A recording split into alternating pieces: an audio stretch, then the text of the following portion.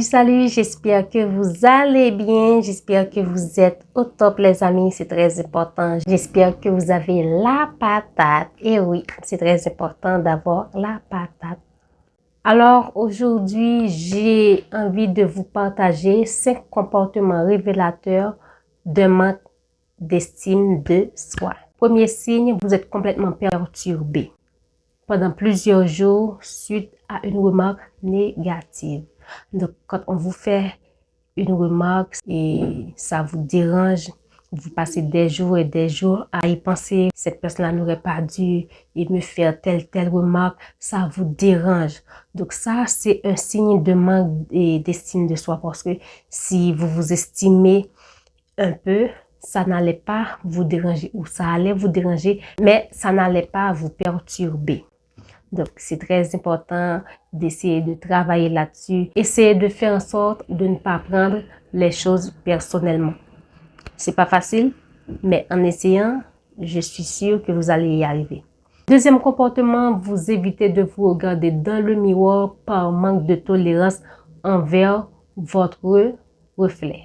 Je pense que c'est vrai que je rencontre assez souvent certaines personnes qui disent que j'ai du mal à me regarder dans le miroir, j'ai du mal à m'aimer, j'ai du mal à m'accepter tel que je suis.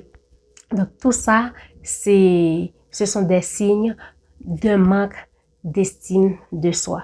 Donc je vais pas dire le contraire, je vais pas dire je comprends pas, c'est pas possible. Oui, c'est possible s'il y a certaines personnes qui ont du mal à se regarder dans le miroir. Et bien là, ça c'est un signe d'un manque de confiance en soi. Cette personne-là manque de confiance en elle. Cette personne-là n'arrive pas à s'accepter telle qu'elle est. Donc, là, cette personne-là a du mal à se regarder dans le miroir. Donc, elle se regarde dans le miroir, mais à se contempler, si je peux le dire comme ça, a du mal à se contempler dans le miroir. C'est très important de travailler là-dessus. Je sais que c'est pas facile, je sais que ça va pas se faire du jour au lendemain, mais si vous voulez, vous pouvez y arriver.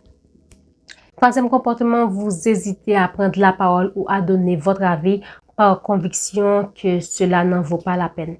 Donc là, lorsque vous avez peur de donner votre avis, de dire ce que vous pensez de telle situation, de tel projet, vous avez peur de prendre la parole en public ou dans la relation, dans la famille, c'est parce que vous manquez d'estime de soi. Vous ne vous estimez pas assez.